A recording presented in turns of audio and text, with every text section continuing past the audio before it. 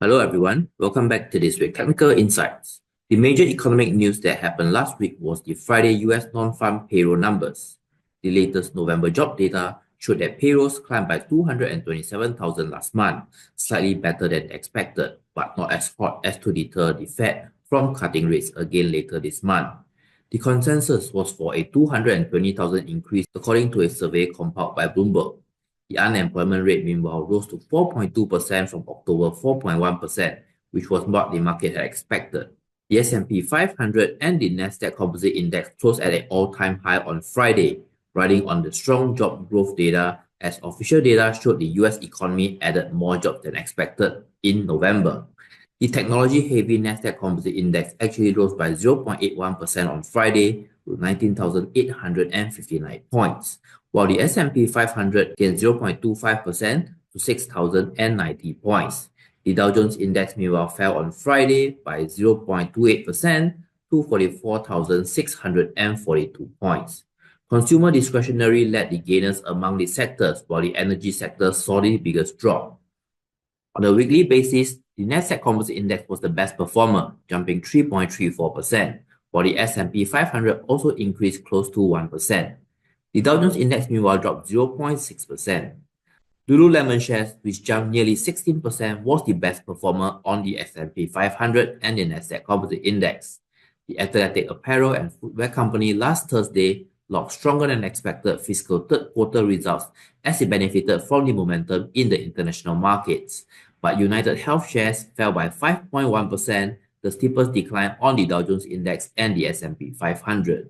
US consumer confidence also reached a highest level in 7 months, while the year-ahead inflation expectation hit the highest reading in 6 months, as shown by preliminary data results from the Michigan Survey of Consumers. In Asia, China and Hong Kong stocks climbed to the highest level in 3 weeks on Friday, as Chinese tech shares rose and investors hoped for fresh stimulus from a policy meeting this week.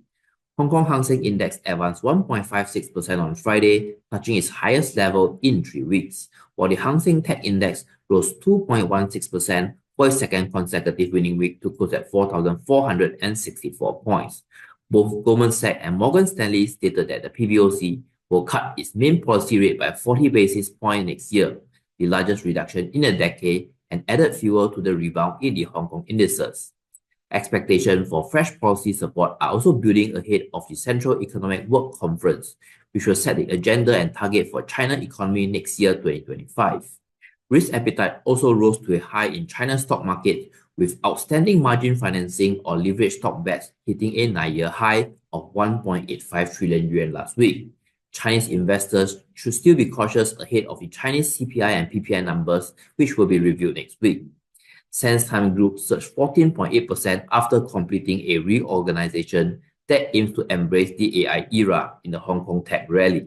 Back in Singapore, our STI index advanced 2.2% over the first 4 sessions of the week before a partial pullback of 0.69% on Friday as the market took a cautious tone ahead of the US November employment report. This brought the STI gain of the week to 1.52%, closed at 3,796 points, just 4 points below the 3,800 handle. Bloomberg currently projects the 12-month consensus estimate price of the STI at 4,165 points, above the all-time high of 3,916 points in October 2007. For the week, the STI was led by YangZiJiang ShipBuilding, which was up 11.6%. Sembcorp Industry also rose 6.9%, and Jardine Matheson Holding rose 5.5%. Meanwhile, laggers pulling back the STI index include DFI Retail Group, which was down by 5.9%, Singtel was down by 2.3%, and Mapletree Industrial Trust was down by 1.7%. YangZiJiang ShipBuilding was also the STI biggest winner last Friday and the week as well, gaining more than 11.6% to $2.69.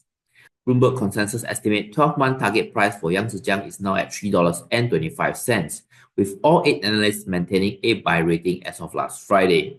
Last week, YangZiJiang ShipBuilding announced that it had secured additional shipbuilding contracts for 21 vessels with a total contract value of US $2.63 billion. The contracts are scheduled for delivery between 2027 and 2029 and therefore will not significantly impact the group's earnings for FY24. So for this week analysis, let's take a look at YangZiJiang ShipBuilding.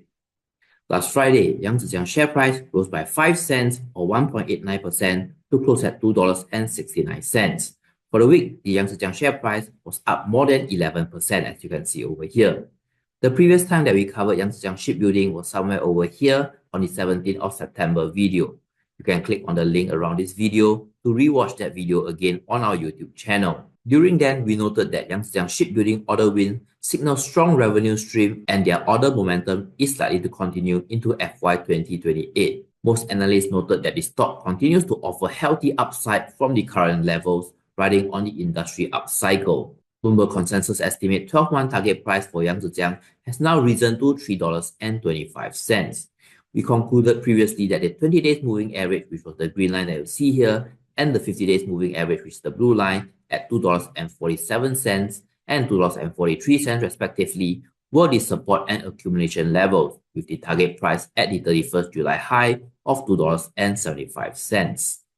We managed to hit that level on the 8th of November, when YangZiJiang share price traded to a high of $2.76. So you should have locked in some profits at least for now. Looking forward, with Bloomberg consensus estimate 12-month target price for YangZiJiang has now risen to $3.25. For support level, the 20 days moving average and the 50 days moving average over here continue to become good support level for YangZiJiang ShipBuilding, and they have found confluence at the $2.56 and $2.54 level now. And the next support level would be the lower bound of the Bollinger Band, which is the white line that you see here at $2.39. And these are the updates that I have for you this week. I hope you find the information useful. So do remember to like, share, and subscribe to stay updated with the latest market movement.